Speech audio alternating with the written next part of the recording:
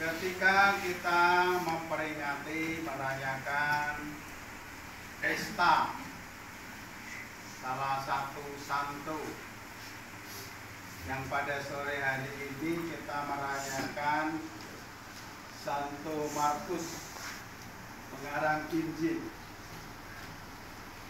Sebagaimana saya sampaikan sejarah singkatnya tadi pada pengantar, pada pembukaan. Apa yang mesti kita renungkan ketika kita merayakan pesta seorang santo, dan terlebih santo itu adalah pelindung lingkungan kita. Apa pertama-tama yang mesti kita renungkan?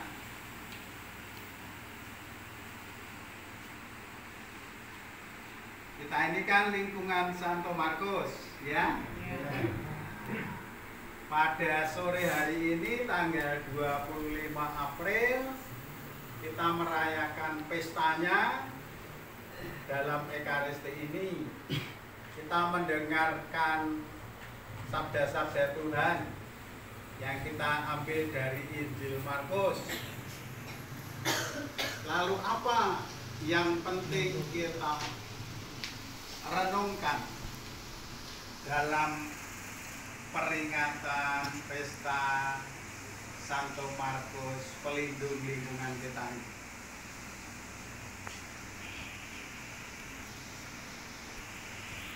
Apa yang perlu kita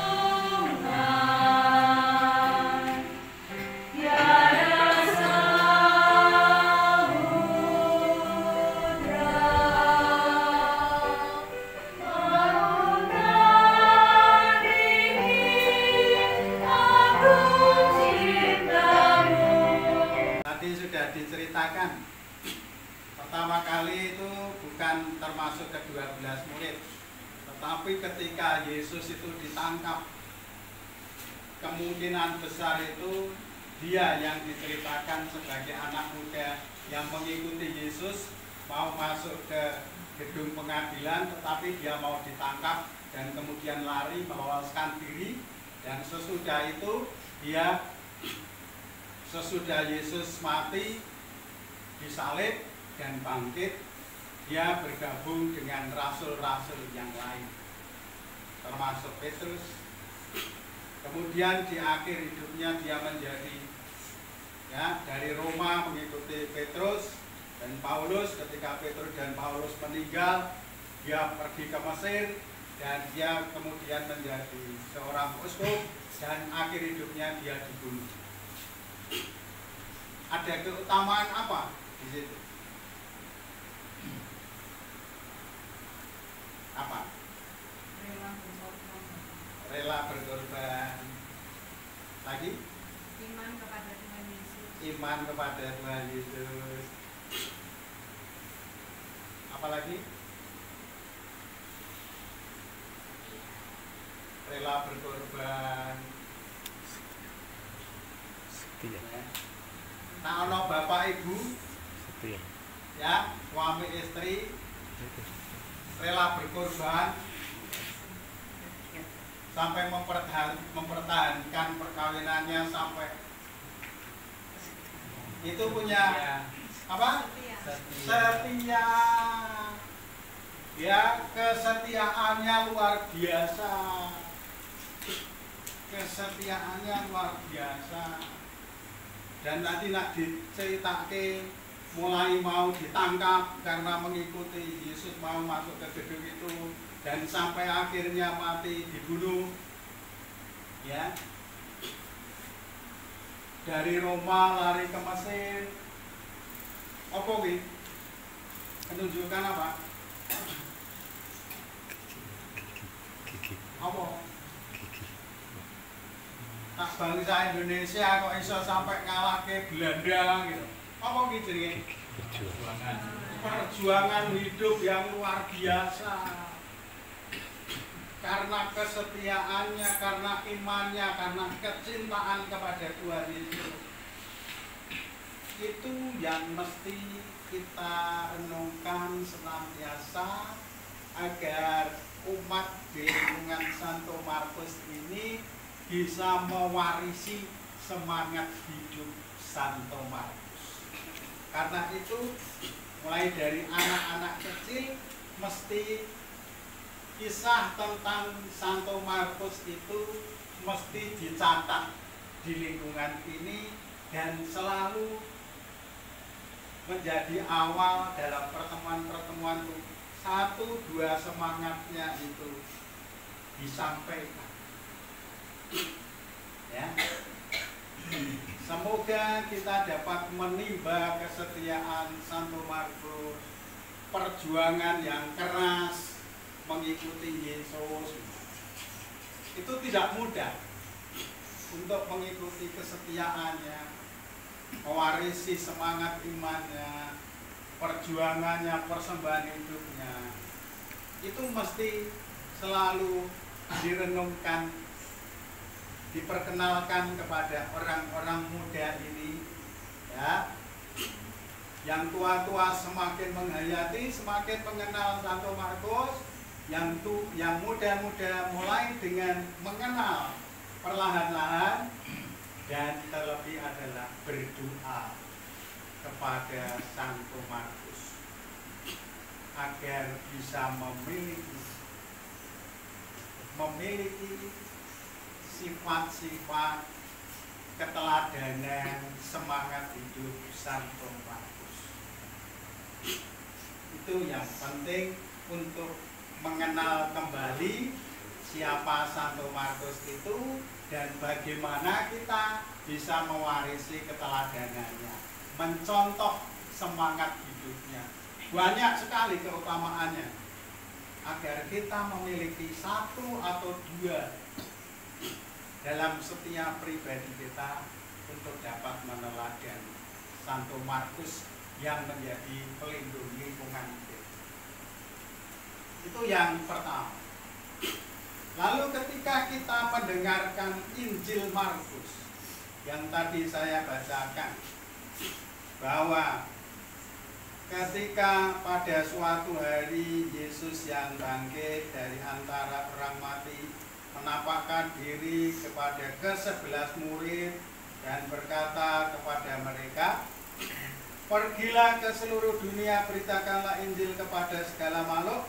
Siapa yang percaya dan dibaptis akan diselamatkan, tetapi siapa yang tidak percaya akan dihukum." Ya. Sesudah berbicara demikian kepada mereka, terangkatlah Tuhan Yesus ke surga, lalu duduk di sebelah kanan Allah. Jadi, peristiwa itu terjadi kapan? Peristiwa itu terjadi pada waktu Yesus terangkat ke surga. Itu kita rayakan pada hari apa? Kenaikan Tuhan kita Yesus Kristus. Dulu di kalender itu disebut apa? Kenaikan apa? Sekarang sudah diganti, ya, kenaikan Yesus Kristus.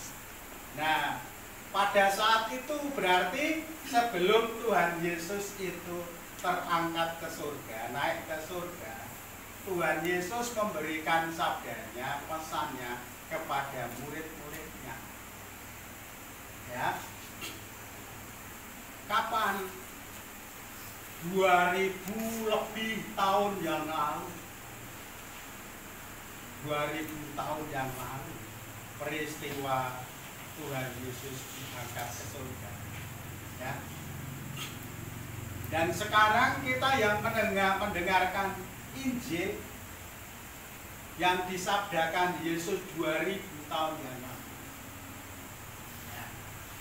Kita ini menjadi orang-orang yang percaya. Jaraknya 2000 tahun yang lalu Yesus bersabda, dan sekarang kita ditambah subur ini di desa Tegal Ombo, ya, kita berkumpul sekitar 45 orang ini adalah orang-orang yang percaya kepada Kristus. Apa yang jenengan pikirkan ketika mendengarkan sabda ini?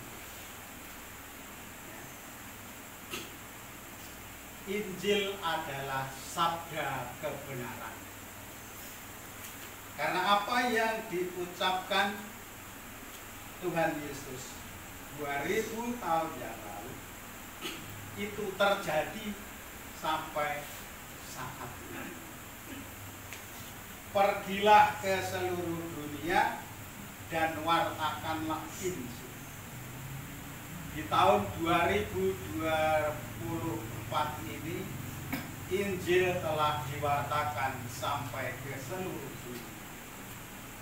Padahal waktu itu murid Yesus baru yang utama tadi baru 11 orang.